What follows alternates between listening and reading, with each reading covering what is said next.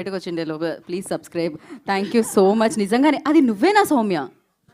కొంచెం నమ్మసక్యంగా లేదు, but yes. And నా I request production designer Vishnu గారు టు స్పీక్. బ్యాక్గ్రౌండ్ అంత అందంగా చేస్తూ మీరు ఫ్రంట్ గ్రౌండ్లో రాకపోతే ఎలా చెప్పండి? Thank you so much for the opportunity. Please to watch in ETV. That's all. Thank you for everyone for the opportunity, even ETV and our producers, everyone who is standing here. And ఏదో జరిగిందండి ఇక్కడ. ఏం జరిగింది ఒక్కసారి? అది ఏం జరిగిందో తెలియట్లేదు మాకు. వన్స్ మోర్ అండి, వన్స్ మోర్. మామూలుగా మేము కంటెంట్గా చెప్తాము, అలాంటిది మీకు కూడా చెప్తాం. వన్స్ మోర్ అండి. Check. Thank you so much for the opportunity. ఇక్కడ ఉన్న వాళ్ళందరికీ who gave me the opportunity. Thank you. నా వైపే చూసి చెప్పకూడదు మళ్ళీ. వన్ మోర్ అండి అటు.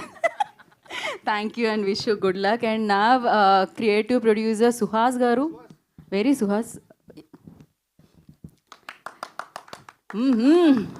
మామూలుగా లేదు అసలు ఎంకరేజ్మెంట్. Hello everyone. కానిస్టేబుల్ కనకం చాలా మంచి ప్రాజెక్టు. నిజంగా I'm very happy to work with in the project.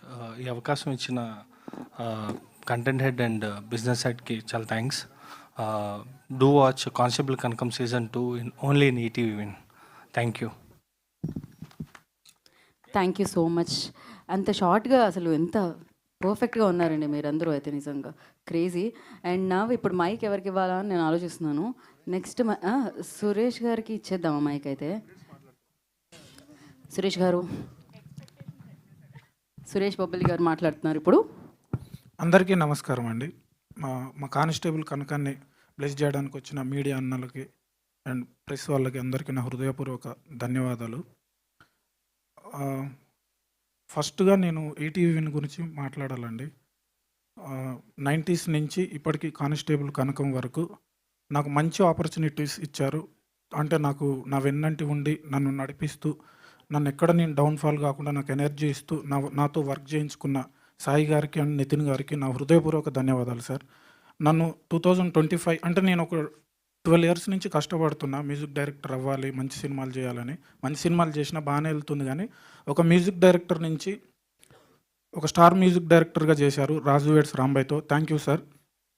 And first time నేను కన్న కళ సురేష్ బొబ్బిలి మ్యూజికల్ అని పడాలి తెర మీద అని. నేను ఎప్పుడో వెంకటరామ థియేటర్లో, లక్ష్మీ థియేటర్లో చిరంజీవి గారి సినిమాలు, పవన్ కళ్యాణ్ గారి సినిమాలు చూస్తున్నప్పుడు అనుకునేవాడిని, అరే ఇట్లా మన పేరు పడాలి, ఏదో రకంగా మనం కష్టపడాలి, వెళ్ళాలి అని, కష్టపడాలి, మన పేరు రావాలి అనుకున్నా. బట్ అది ఈటీవీ విన్ త్రూ అండ్ వేణువుడుగులన్న, సాయిలు కాంపాటి గారు, నితిన్ గారు అండ్ సాయి గారు